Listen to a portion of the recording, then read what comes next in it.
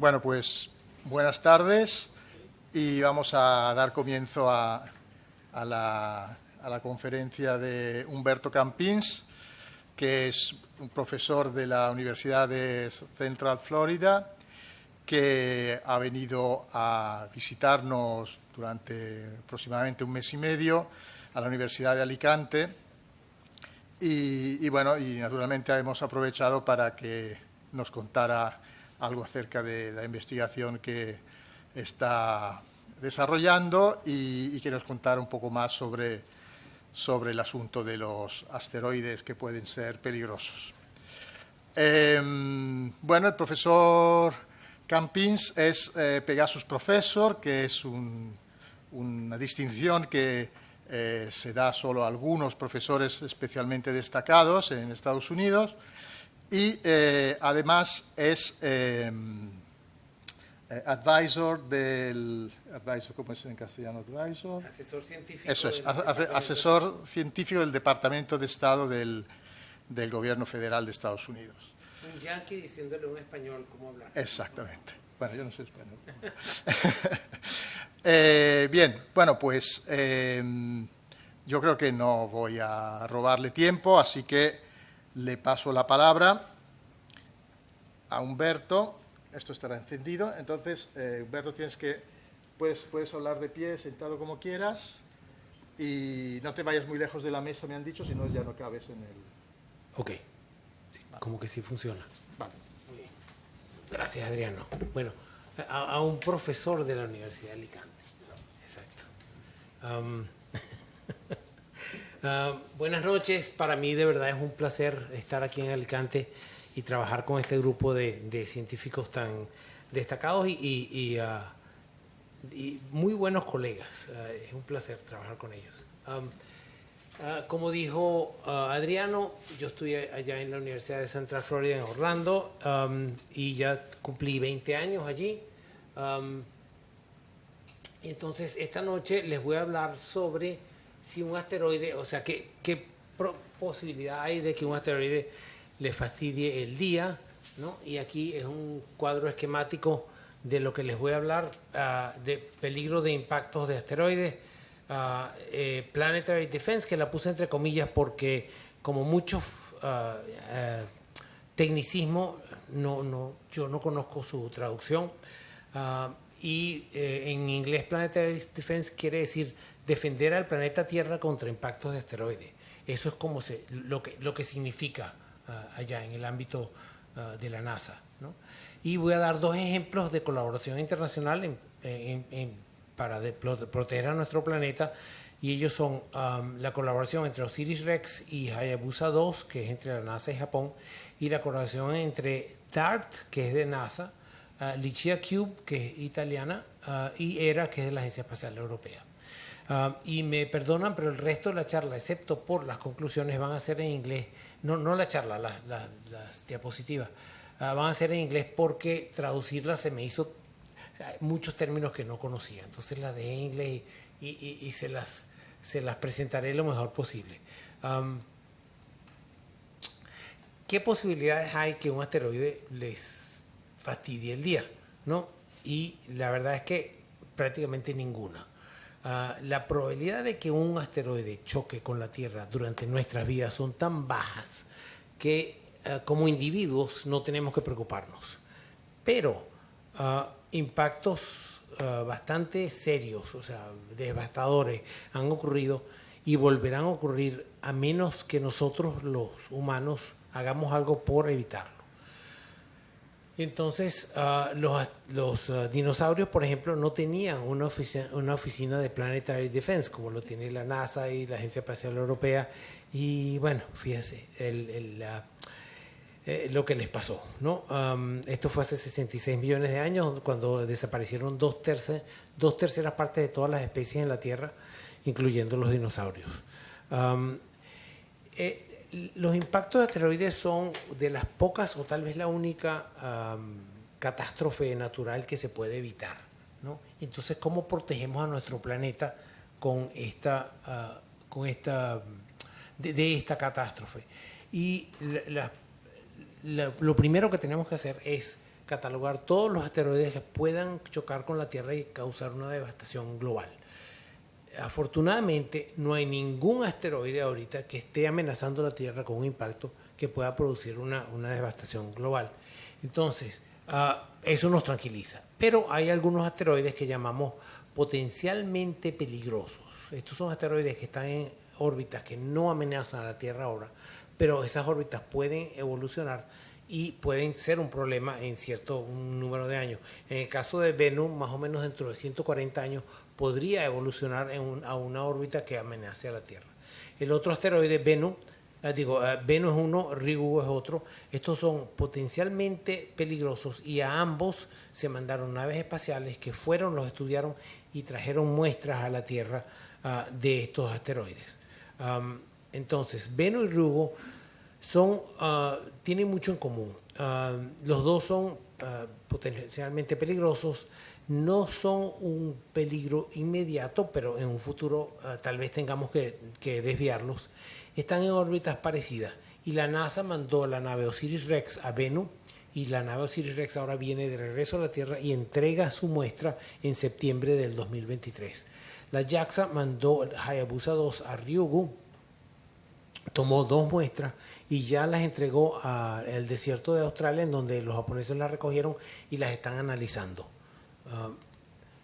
Entonces, la NASA tiene una oficina de defensa y coordinación que está en Washington y incluye colaboración internacional para defensa planetaria, y salió en la película Don't Look Up, que fue, tengo entendido, de Netflix.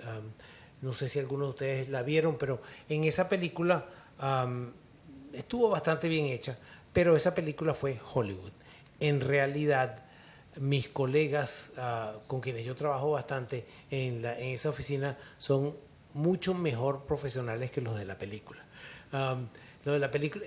Los colegas en Washington no llevarían a un profesor de Michigan State y a su estudiante, por más de que sea Jennifer Lawrence, a la Casa Blanca.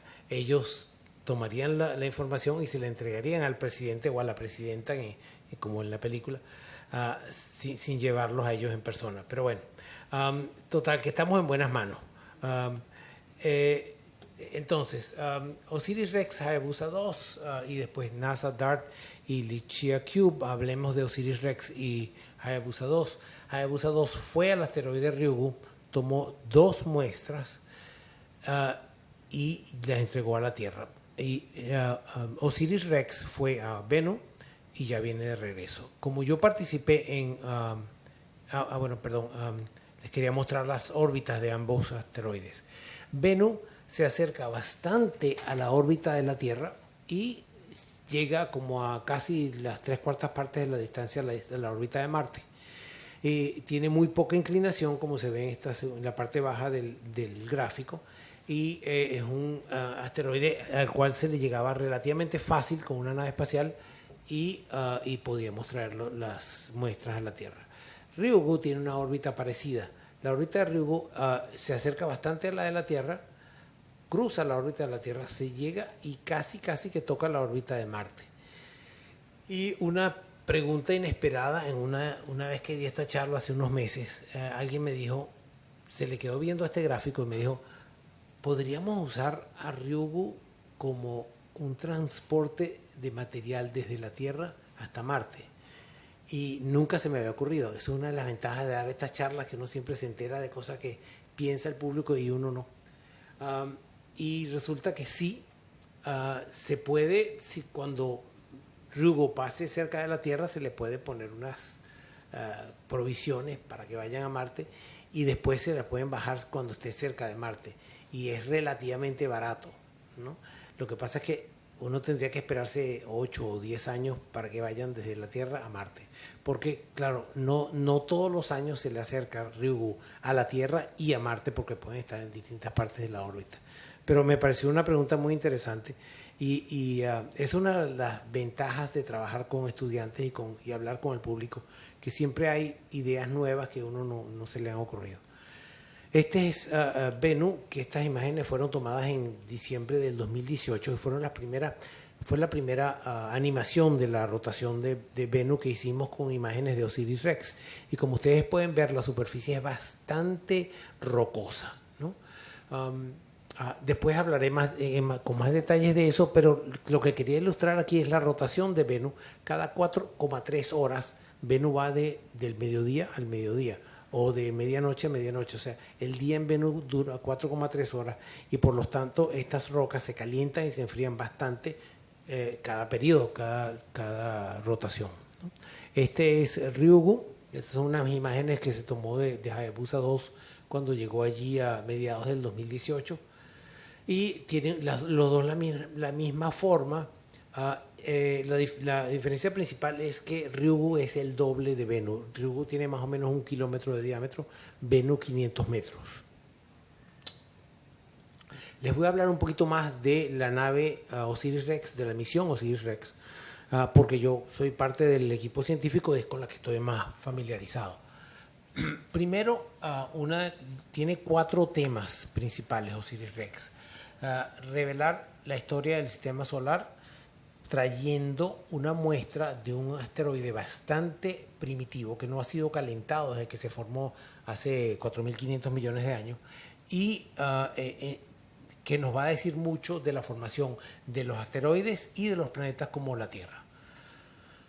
Mitigar el peligro de impacto. Venus, como les mencioné, es un asteroide potencialmente peligroso.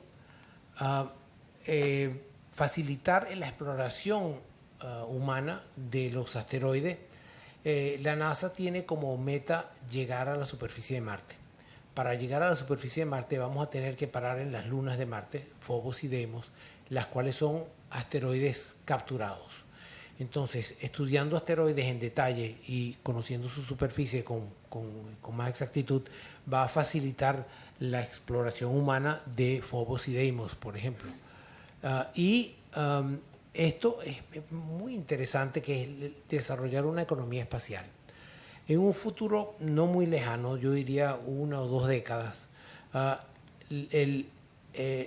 se va a desarrollar una economía totalmente espacial, en donde en el momento en que sea más barato lanzar al espacio, en el momento que sea más barato extraer material de la superficie de un asteroide y utilizarlo en el espacio, que lanzarlo, va a haber una cantidad de clientes que lo van a querer comprar. Específicamente el agua.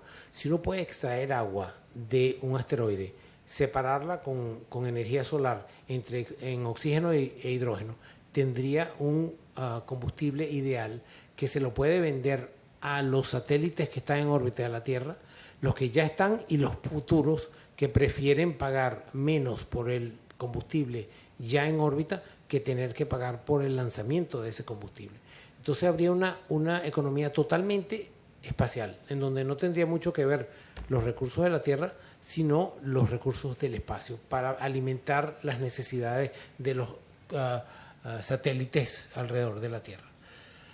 Y hay otra gran ventaja de una economía espacial, es que si se puede extraer materia prima de los asteroides para hacer una impresora de 3D en el espacio, una nave espacial que imprima estructuras en el espacio, se podrían hacer estructuras con material de los asteroides que nunca tienen que sobrevivir en la superficie de la Tierra, nunca tienen que aguantar la gravedad de la Tierra, sino que tendrían que ser suficientemente rígidas para cumplir su misión en el espacio.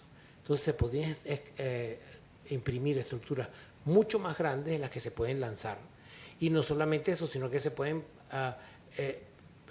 imprimir estas estructuras sin tener que meterlas en un tubo, un cilindro, en donde se van a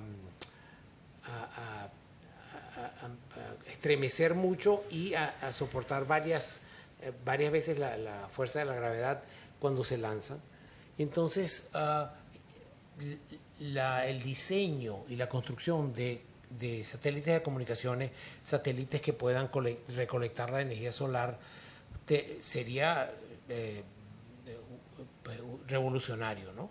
Y, por ejemplo, el Webb Space Telescope, el James Webb Space Telescope, si hubiera sido impreso la mayor parte de su estructura en el espacio y luego ponerle solamente los componentes que haya que construir en la Tierra, como la parte electrónica, hubiera sido bastante más sencillo de construir que tener que construirlo de una forma en donde tuviéramos seguro que no iba a fallar nada y luego doblarlo, meterlo en un tubo, lanzarlo y estar seguro de que vaya a funcionar perfectamente porque no hay oportunidad de repararlo si no funciona.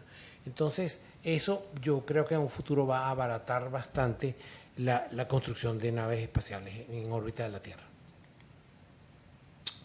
Una cosa que me sorprendió a mí cuando me invita a la Universidad de Arizona a ser parte de esta propuesta, en 1910 me invita, perdón, 2010, tengo nada más que un siglo de diferencia ahí.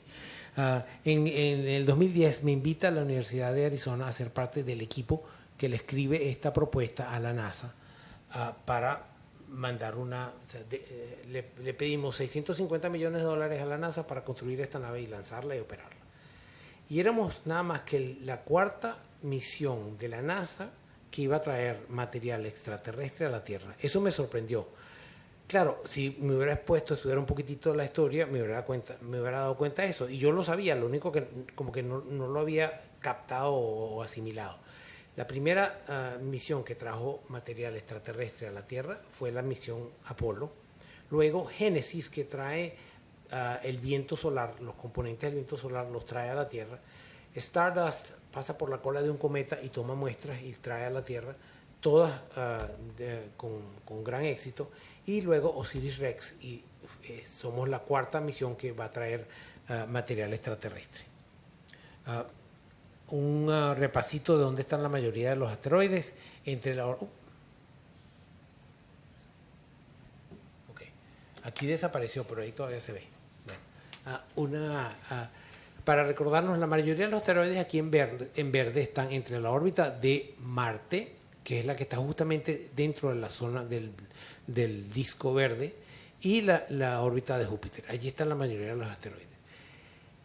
Influencias gravitacionales de Júpiter y Saturno más que todo, a veces les cambian sus órbitas y ellos pueden acercarse más al Sol, y los que están en rojo los llamamos nosotros Near Earth Asteroids, asteroides cercanos a la Tierra. Estos pueden acercarse bastante e incluso cruzar la órbita de la Tierra, como Venus y Ryugu. Y este es un resumen de todos los asteroides que han sido visitados por naves espaciales. La gran mayoría han sido lo que llamamos nosotros flyby, que es cuando uno les vuela por un lado, toma las imágenes y sigue en su curso a otra parte del sistema solar, ¿no? Pero ha habido tres naves que han traído muestras. Hayabusa, que trajo muestras de un asteroide hace unos 12 años. Hayabusa 2, que las trajo hace 2 años. Y Osiris-Rex. Estas son las únicas 3 naves que han traído material de regreso de los asteroides. Entonces, cuando nosotros estábamos preparándonos para lanzar Osiris-Rex a Venus, habíamos hecho una cantidad de estudios de este asteroide desde la Tierra, con radiotelescopios como el de Arecibo en Puerto Rico, con telescopios de todo tipo alrededor de la Tierra, incluyendo los telescopios del Instituto de Astrofísica de Andalucía y de Canarias, teníamos una idea de qué esperarnos. Sabíamos más o menos cuáles eran las propiedades globales, la forma y la rotación, la composición de este asteroide, y estábamos bastante contentos de que cuando llegamos a ambos asteroides, los modelos que teníamos de su tamaño, de su rotación, fueron lo que nos encontramos. En el caso de Venus, esto fue lo que encontramos. En el caso de Ryugu, esto fue lo que nos encontramos. Entonces estábamos contentísimos y muy seguros de nosotros mismos, de que nosotros sabíamos lo que estábamos haciendo. Nosotros somos tan inteligentes y entonces nosotros esperábamos, para poder tomar la muestra de la nave, con la nave, nos esperábamos una playa así como la playa de Alicante, sin muchas rocas, con pura arenita, sin los edificios que hay en la costa, para que la nave pudiera llegar, tomar la muestra y alejarse sin ningún peligro, ¿no? Y esperábamos una playa sin, o sea, con una arenita muy fácil de recoger y sin mucha roca. Esto fue lo que nos encontramos. Entonces de repente nos tocó un poquito de humildad. Nosotros no éramos tan buenos como pensábamos. Y esta roca, por ejemplo, tiene unos 3 metros de altura, ¿no? Y todo este material es bastante abrupto, ¿no?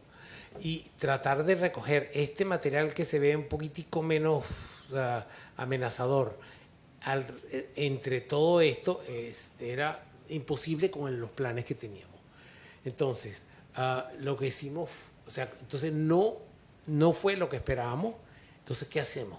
Tuvimos que reprogramar la nave y en vez de bajar con un altímetro de láser a esa playita que nos esperábamos, ¿no? Como una cuestión muy, muy fácil de muestrear, tuvimos que programar a la nave que hiciera mapas detallados de la zona que queríamos muestrear, pero primero tuvo que hacer un mapa de todo el asteroide. De allí empezamos a escoger zonas de las cuales terminamos con 4. De esas 4 decidimos que tenemos una principal y otra de repuesto en caso de que no funcionara la primera, y que para que pudiera bajar la nave tenía que hacer un reconocimiento muy detallado, y luego cuando se acercaba para hacer el muestreo, esa nave tomaba decisiones ella misma de que si quería muestrear aquí tenía que estar segura de no pegarle a esta roca, ni a esta roca, ni a esta roca, tomar la muestra y después alejarse sin pegarle a ninguna de esas rocas cuando se estaba alejando de la superficie. Entonces, los del equipo de navegación, del cual yo no soy parte, se lucieron. La nave ya estaba en el asteroide con comunicación remota, la reprogramaron y la hicieron acercarse a la superficie y hacer correcciones a medida que venía bajando. Esto era el concepto artístico de lo que nos esperábamos, ¿no? La nave iba a bajar a muy poca velocidad, tanto vertical como horizontal, iba a tocar la superficie, iba a tomar la muestra y se iba a alejar. Y como ustedes ven, el artista que hizo esto antes de que nosotros llegáramos a Venus no se esperaba ninguna rocas como las que vimos, ¿no? Entonces, y les recuerdo que el asteroide está rotando cada 4,3 horas. No solamente tenemos que bajar a la superficie con 0 velocidad vertical, sino también con 0 velocidad horizontal. Y eso no es una órbita, eso es maniobra constante en donde la nave tiene que mantenerse en una cierta posición con respecto a todas las rocas y a la superficie, a la altura. Bueno, muy complejo, pero los del equipo de navegación lo lograron, y estas son imágenes de la maniobra de muestreo. Nos acercamos a la superficie, allí cuando tocamos la superficie disparamos nitrógeno gaseoso que fluidificó todo el suelo, todo el polvo que había allí, entró en el contenedor al final de este brazo mecánico, y obtuvimos bastante material, tanto así que los sellos no terminaron de cerrar, y cuando le tomamos imágenes de lo que vemos después de esta maniobra, se estaban saliendo partículas de la parte del contenedor, ¿no? Entonces, supuestamente para nosotros medir la masa que habíamos obtenido, íbamos a hacer una maniobra en donde extendíamos el brazo mecánico y rotábamos la nave espacial. Pero cuando vimos que se nos estaban escapando partículas, el jefe de la nave dijo: ahí va la tesis de doctorado de uno de los estudiantes. Y entonces dijo: vamos a guardar esto en la cápsula ya y veremos cuánta masa tenemos cuando lleguemos a la Tierra. Esta es la cápsula, pusimos la muestra allí, la sellamos de manera que no perdiéramos nada de ninguna parte de la muestra, y en septiembre de este año esa cápsula va a ser disparada hacia el desierto de Utah. Tiene unos paracaídas, pero está diseñada para sobrevivir aún si no se abren los paracaídas. Preferimos que se abran los paracaídas, pero está diseñada para sobrevivir el impacto. Y entonces, aún cuando movimos el contenedor, el brazo mecánico para poner la muestra en la cápsula, logramos estimar la masa y tenemos por lo menos un cuarto de kilo, 250 gramos, más o menos 100 gramos. Y bueno, ya les voy a dar un poquito más de detalles de eso.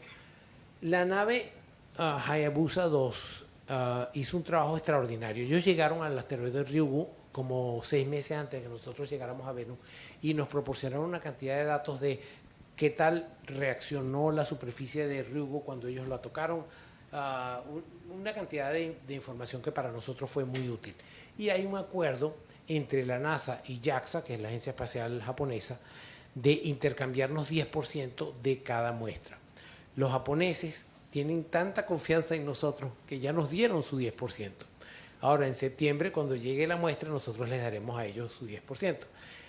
La ventaja que ellos tienen es que nuestro 10% es aproximadamente 5 veces más que el 100% de ellos. Nosotros traemos unos 250 gramos, ellos obtuvieron aproximadamente 5 gramos en total, de los cuales nos dieron a nosotros medio gramo, y nosotros les vamos a dar a ellos 25 gramos. Pero bueno, preferimos, o sea, eso nos conviene a todos, porque tenemos muestras de 2 asteroides con 2 grupos distintos haciéndoles análisis y además, en el caso de los japoneses, ellos llegaron al asteroide, tomaron su primera muestra y no se contentaron con eso, sino que pusieron una especie de un objeto en órbita que tenía un proyectil, lo dispararon a la superficie del asteroide, crearon un cráter, regresaron a ese punto, tomaron una muestra de ese cráter de manera de tener una muestra de la superficie que estaba expuesta a la luz solar y a todos los elementos del espacio, y otra que estaba bajo la superficie, para entender un poquito el efecto de lo que se llama space weathering, ¿cómo se llama? ¿Cómo se dice weathering en castellano? Envejecimiento de la superficie por exposición al espacio. Gracias. Bueno, total. Y además tenemos la gran fortuna de poder intercambiar ideas y la información que ellos nos dieron antes de llegar nosotros de llegar a Venus. Y ellos fueron a otro asteroide distinto, pero tenían muchas cosas en común. Entonces, el otro ejemplo que les quería dar, que es extraordinario y en el cual la Universidad de Alicante está mucho más involucrada que mi grupo y la universidad nuestra, es el de DART y Lichia Cube. DART es Double Asteroid Redirection Test, que es una prueba de una técnica para desviar asteroides con un impacto de un proyectil. El proyectil no explota, simplemente por su energía cinética, y es contra un asteroide binario que no amenaza a la Tierra para nada. Entonces ustedes me dirán, ¿cómo le estamos, por qué nos estamos peleando con un asteroide que no nos amenaza? Porque ese asteroide binario tiene la situación ideal para nosotros probar esta técnica de desviar un asteroide con un impacto. Es un asteroide que se llama Didymos, que es el más grande, y su satélite natural que se llama Dimorphos. Dimorphos lo impactó esta nave americana y le cambió la órbita a una órbita más pequeña debido al impacto y la energía que le dio el impacto. La nave Lichia Cube de la Agencia Espacial Italiana se separó de DART, ellas venían juntas, se separa Lichia Cube y le toma unas imágenes al impacto de cerca, ¿no? Y además, desde la Tierra, con una cantidad de telescopios, se observó el impacto y las consecuencias del impacto. Entonces, esta es la colaboración de Lichia Cube y NASA, o sea, Italia y NASA con Lichia Cube y DART, ¿no? Esta es una imagen de Dimorphos desde la nave DART poco antes del impacto. Esta fue la última imagen que tomó la nave DART de la superficie de Dimorphos, y esta es una imagen de el impacto utilizando el Hubble Space Telescope, el telescopio espacial Hubble de aquí en órbita de la Tierra, ¿no? Y se ve claramente las consecuencias del impacto con esta nube de polvo que está bastante colimada en una cierta dirección, pero tiene también una estructura más extensa, ¿no? Esta es la nave ERA. La nave ERA está siendo construida por la Agencia Espacial Europea, participa España y participan una gran cantidad de países europeos, y tiene una nave principal y dos naves más pequeñas que van a estudiar el impacto de DART en Dimorphos y las consecuencias que tuvo. Entonces van a hacer un estudio bastante detallado de manera de entender bien cuáles fueron las consecuencias del impacto y cómo desviar un asteroide como Dimorphos u otro. Dimorphos no, porque Dimorphos no es peligroso, pero de ese tipo en un futuro sí nos van a acechar, ¿no? ERA tiene como meta un Crime Scene Investigation, o sea, investigar la escena del crimen con bastante detalle, ver qué tanto se desvió, qué tanto cambió su rotación, cómo fue el cráter. Se lanza en octubre del 24, se consigue con el asteroide en diciembre del 26 y allí empieza su estudio detallado de Dimorphos y de Didymos. Entonces, en conclusión, la defensa de nuestro planeta contra impactos de asteroides cuenta con colaboración internacional bastante extensa. OSIRIS-REx de NASA y Hayabusa 2 de Japón estudiaron asteroides potencialmente peligrosos a la Tierra y traen muestras de estos dos asteroides. Las de Ryugu ya llegaron, las de Bennu vienen en camino. DART de NASA, Licia Cube de Italia y ERA de la Agencia Espacial Europea prueban con gran éxito un método de defensa planetaria contra los asteroides, y en esta prueba juega un papel muy importante la Universidad de Alicante y es una de las razones por las cuales yo estoy aquí. Y bueno, este es el final de mi presentación. Les tengo un video que les quisiera mostrar, pero primero podemos ir a preguntas. Claro. ¿Qué sugieres tú? ¿Video? Voy poniendo... Ok, entonces, si hay alguna pregunta mientras Adriano me ayuda con el video. Dígame.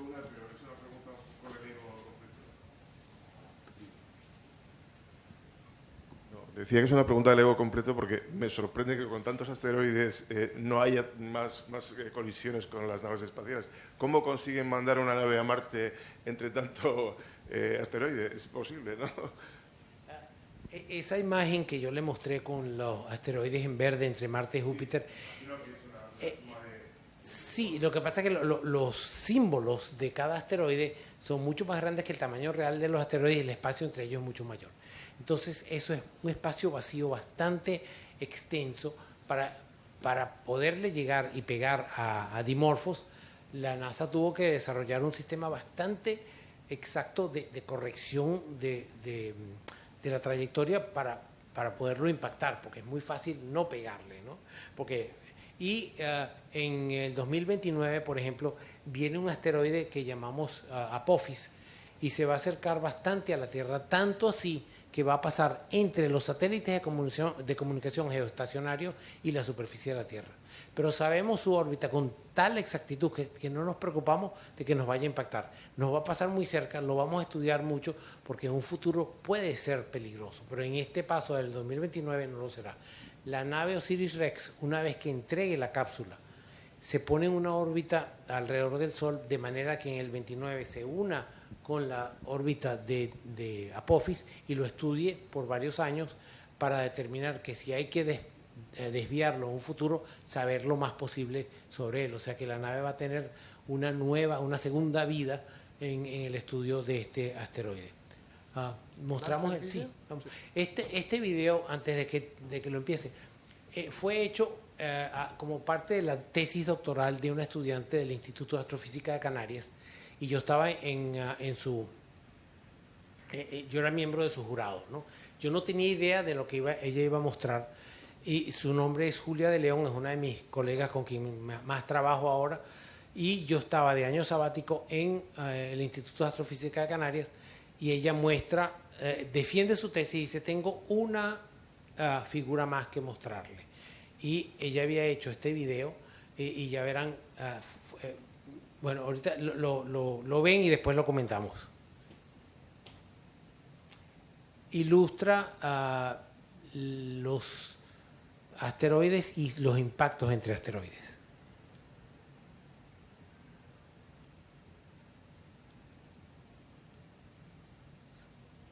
Bueno, si no tiene... Ah.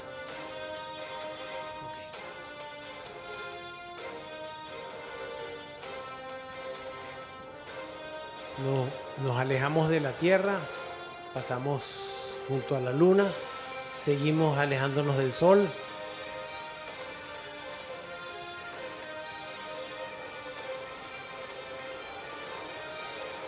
Pasamos junto a Marte y ya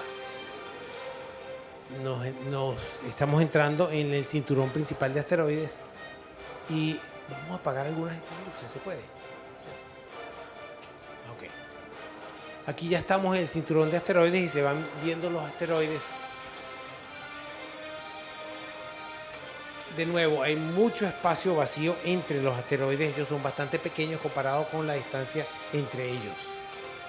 Y esta toma es para ilustrar que hay zonas en el cinturón de asteroides en donde las perturbaciones gravitacionales de Júpiter y Saturno, hay zonas donde las órbitas de los asteroides son muy inestables y por lo tanto cuando los asteroides entran en esa zona, sus órbitas cambian dramáticamente y no se quedan allí.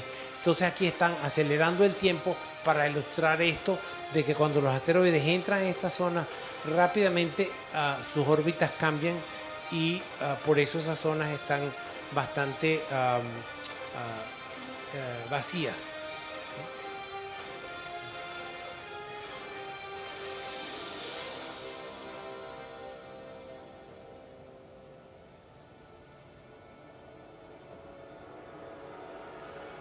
Música muy dramática.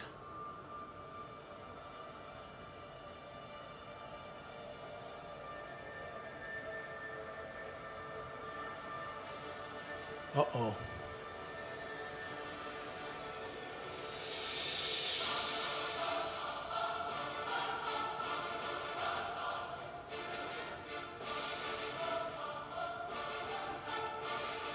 Y en vez de dispersarse todos los fragmentos, la gravedad los vuelve a traer y forman un objeto que está hecho de puros pedazos del asteroide original o de los dos asteroides originales.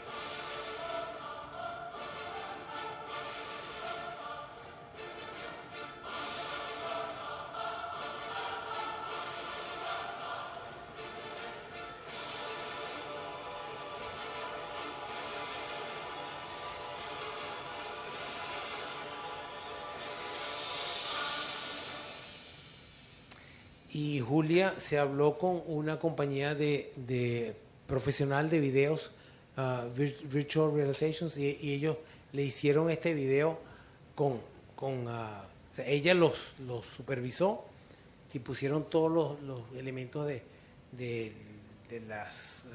cómo los asteroides se dispersaban y volvían a concentrarse después del impacto. Todo esto lo hizo ella y cada vez que viene un estudiante de la Universidad de Central Florida y quiere hacer su doctorado conmigo, yo les muestro este video y les digo, si en tu tesis de doctorado no te dan por lo menos una denominación para un Oscar, no pasas. Y aún así trabajan conmigo.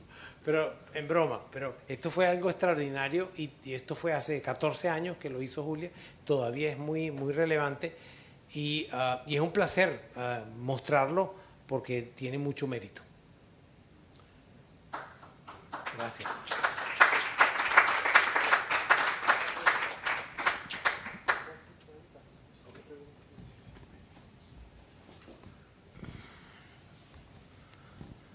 Buenas tardes. En otras charlas, nuestro amigo Adriano nos comentó que lo de desviar asteroides por medio del impacto va en función de la peligrosidad, de su órbita, del tamaño, y si es suficientemente grande, pues habrá que hacerlo con mucho tiempo de antelación, porque la perturbación que se les va a imprimir va a ser más bien poca. Pero no existe al final un poco el problema de la profecía autocumplida. O sea, es peligroso, intentamos desviarlo, lo conseguimos, lo considerábamos peligroso y lo conseguimos desviar. Y justamente en el siguiente reencuentro o en varios posteriores, esa perturbación que le transmitimos hace que la siguiente vez ya no lo podamos desviar. Muy buena pregunta. Y por eso cuando se determina que un asteroide es, primero, potencialmente peligroso, y hay que estudiarlo con cuidado.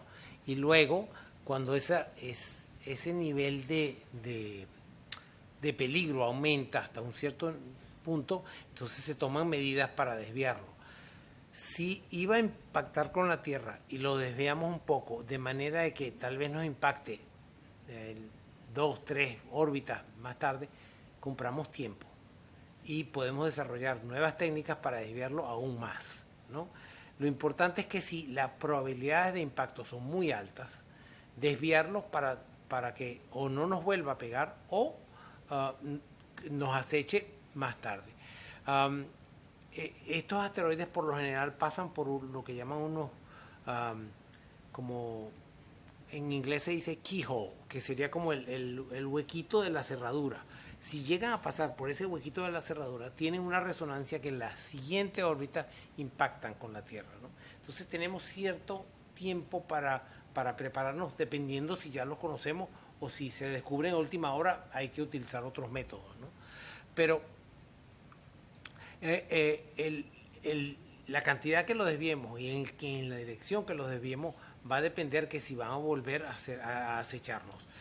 Pero yo lo veo como, primero, el éxito de DART ha sido extraordinario. Se desvió más y más rápido de lo que se había planeado. Eso quiere decir que tenemos una técnica bastante prometedora, ¿no? Y hay otras técnicas que también se pueden usar. Si hay más tiempo, hay lo que llaman la vela solar, que se le pone a un asteroide una especie de una superficie que refleje la luz solar, y eso le va dando un empuje leve en cierta dirección, que es la dirección en la cual queremos que vaya para que no choque con la Tierra. Y hay lo que se llama Gravity Tractor, que es un tractor gravitacional. Se le pone, si este es el asteroide, se le pone una nave espacial cerca, de manera que la gravedad entre estos dos hace que la órbita de este asteroide cambie levemente y se mantienen de manera que lo siga alando en la dirección para que evite que choque con la Tierra. Entonces tenemos varias técnicas que podemos aplicar y menos mal no hay ninguno que nos esté acechando de una forma global. Hay asteroides más pequeños que pueden causar estragos y destruir una ciudad, y de esos conocemos menos porque son más pequeños, son más difíciles de ver. Y hay 2 naves espaciales que se están planificando, una de la NASA y una de la Agencia Espacial Europea, para buscar desde dentro de la órbita de la Tierra. O sea, estas naves estarían entre la Tierra y Venus, de manera de mirar hacia afuera en dirección opuesta al Sol, objetos que desde la Tierra serían en la dirección del Sol. Entonces serían más difíciles de detectar. Estas 2 naves van a detectar los objetos hasta 140 metros más o menos, que puedan causar estragos grandes regionales, y que podamos o cambiarles la órbita, o si es inevitable y se descubren muy tarde, se pueda evacuar esa zona antes del impacto. Pero yo quisiera que el doctor Campo, el profesor Campo Bagatín, nos dé su opinión sobre esto, ¿no? Que sí, no, de eso de cambiar lo que la has órbita dicho es totalmente correcto. Y el asunto de la vela solar o del Gravity Tractor es una idea, pero todavía jamás se ha comprobado. De hecho, el único método que se ha comprobado para intentar desviar la órbita de un asteroide es el impacto cinético con la sonda DART. Es el primero y único hasta ahora experimento, pero la vela solar es una idea que jamás se ha desplegado todavía, ni sabemos cuándo se va a hacer, ni hay planes que se hagan, y lo mismo para el Gravity Tractor. Para poner un ejemplo de lo importante que es la antelación del descubrimiento de un objeto potencialmente peligroso. Aquí lo importante es que no solo que la órbita del asteroide cruce la órbita de la Tierra, es decir, haya una intersección con la órbita de la Tierra. También el problema está cuando el asteroide y la Tierra se encuentran justo en la intersección. Por lo tanto, es suficiente retrasar un poco la llegada del asteroide o acelerarla, de forma que cuando la Tierra está en el punto de intersección, el asteroide no está, o todavía no ha llegado o ya ha pasado. Entonces, la desviación que ha podido hacer la sonda DART es de apenas 2,7 milímetros por segundo, el cambio de velocidad en el asteroide. Entonces, claro, la Tierra tiene unos 13.000 kilómetros de tamaño. Bueno, pues necesitamos multiplicar esos 2,7 milímetros por segundo, o sea, necesitamos dividir el tamaño de la Tierra entre esa velocidad y sacamos cuánto tiempo necesita el asteroide para no chocar con la Tierra en virtud de esa pequeña desviación. Si uno hace la cuenta, se da cuenta enseguida de que son varias décadas, si fuera el caso, por ejemplo, de Dimorphos, ¿vale? Son varias décadas, por lo tanto, la antelación con la que se conoce la órbita de objetos potencialmente peligrosos es absolutamente crucial para estas cosas. Sería muy difícil intentar desviar un objeto, aunque fuera el tamaño de Dimorphos, unos 150 metros de tamaño, tipo 5 años antes de que, descubierto 5 años antes de su posible colisión. Ahí estaríamos en un caso posiblemente de difícil solución. Pero bueno, se hace lo que se puede. Y también se ha hablado de llevar un cohete y empujar el asteroide con más fuerza en una cierta dirección. El problema es que si los asteroides son como Dimorphos, o como Bennu, o como Ryugu, que son una concentración de escombros que están sujetos nada más que por su gravedad, que es muy leve, uno podría dispersarlos si uno trata de empujarlos muy rápido. Entonces habría que empujarlos muy, muy levemente, pero tal vez eso sea más una solución más factible en caso de algo que se descubra a última hora. Claro, la gravedad de estos objetos es ridícula. Es a ver, para entenderlo, si dejamos caer cualquier cosa, pues tarda medio segundo en llegar a la mesa. Si dejo caer la botella, tarda medio segundo en caer a la mesa, ¿no? Si dejo caer la misma botella en Bennu, Ryugu, un objeto de este tipo, tardaría del orden de unos 10 minutos en llegar hasta la mesa. Para entender un poquito qué tipo de gravedad hay, es prácticamente irrisoria. Pero gracias a eso podemos aprovechar el efecto de que los fragmentos que se crean en la colisión de DART son eyectados en la dirección, en el sentido contrario al que venía DART, y eso aumenta el impulso que se le da al asteroide. Es como si funcionara como una especie de motor de reacción que expulsa masa en la dirección opuesta a la que quiere ir. Y por lo tanto gana en impulso. Y la ganancia en impulso es un factor entre 3 y 4, según lo que se ha podido medir por las observaciones terrestres del cambio de órbita del asteroide.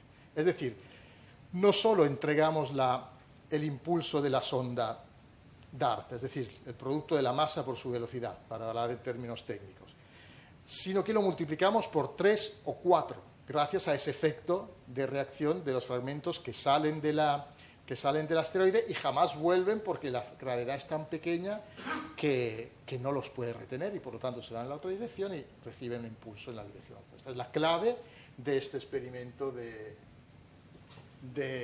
desviación.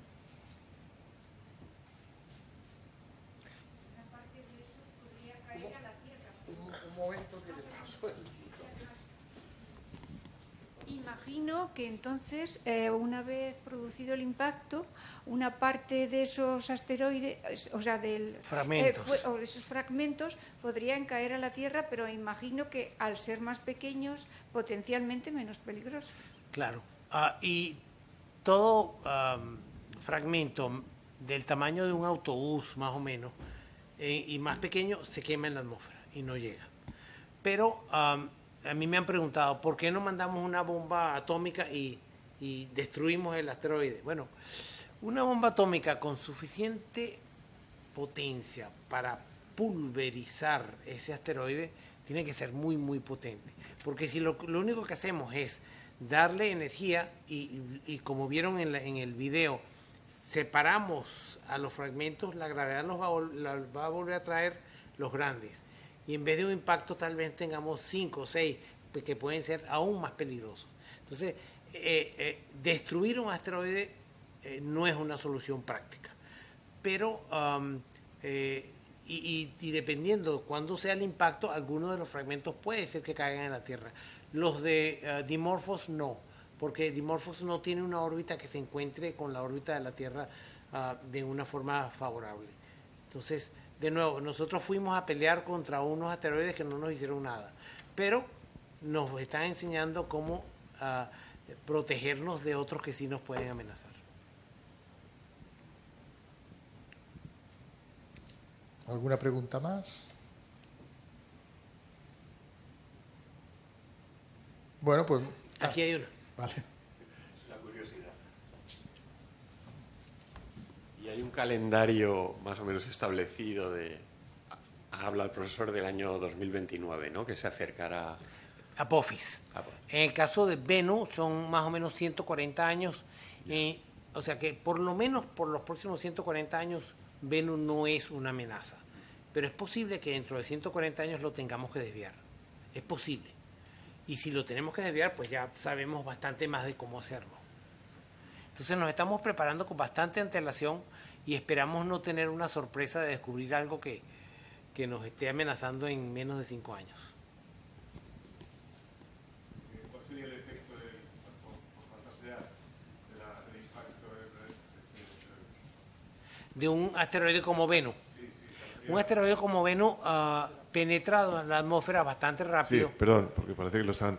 ¿Cuál sería el efecto, digo, he dicho que repita la pregunta, sobre la Tierra de un asteroide así, si llegara el caso? No, evidentemente no va a suceder, pero por imaginarlo, por fantasear. Sí. Un asteroide del tamaño de Bennu penetraría la atmósfera con muy poco efecto sobre el asteroide. Choca contra la superficie, sea un continente o sea el fondo del mar. Levanta una cantidad de polvo tan grande que cubre la Tierra, la atmósfera completa de un polvo muy fino que refleja la luz solar. Produce un invierno que va desde el Ecuador hasta los polos. Dura varios años. Se mueren todas las cosechas y nos morimos nosotros de hambre y nos vamos a matar los unos a los otros por comer lo poquito que queda. Entonces, hay gente que me dice, sabiendo eso, tú no tienes una casa tipo como cuartel donde tú estés protegido y tengas armas para protegerte. ¿Para qué? Porque tal vez yo pueda proteger la casa y en el curso de proteger la casa tenga que matar 1.000 o 2.000 personas. ¿Y eso de qué me vale? Porque al final, entonces yo prefiero que pase lo que pase. Bueno, ¿alguna cosa más? Gracias a ustedes por la hospitalidad. Una última apunte. Igual no ha salido todavía en las noticias, ¿no? Porque bueno, a veces las noticias pues te avisan de que hay un asteroide de 200 metros que pasa a una distancia tan grande que nadie se tiene que preocupar, ¿no? Y bueno, pero hay un asteroide que pasa muy cerca de la Tierra este sábado. Pasa a la mitad de la distancia de la Tierra a la Luna, que ya es considerable, pero es pequeñito. Bueno, es pequeñito. Podría causar problemas si tuviera una ruta de colisión con la Tierra, pero pasa a esa distancia. Es unos entre 50 y 100 metros, que ya Es una cosa un poco tipo el objeto que provocó una explosión en Siberia en el 1908 en Tunguska. No hay que preocuparse de nada, hay que acostumbrarse a este tipo de noticias, si es que sale, pues porque los rastreos son cada vez más sensibles a la poca luminosidad que tienen estos objetos. Estos objetos reflejan todos la luz del sol, por lo tanto, cuanto más pequeños, mucha menos luminosidad. Hay que acostumbrarse porque hay cada vez más rastreos y cada vez se descubren más y cada vez habrá más avisos de este tipo. Por lo tanto, no hay que preocuparse hasta que el organismo que antes mencionaba Humberto, pues diga que realmente es algo serio. Y bueno, y eso posiblemente no pase, pero quién sabe. Un comentario sobre este. Pasa más o menos a la mitad de la distancia de aquí a la Luna. De aquí a la Luna hay 384.000 kilómetros, ¿no? Un objeto de 50 a 100 metros, hay muchos que caben en la mitad de 384.000 kilómetros, o sea, 200.000 kilómetros, ¿no? Hay muchos objetos de 50 metros que caben en 200.000 kilómetros. Desde luego. Bueno, pues si no hay nada más, agradecemos de nuevo la charla a Humberto.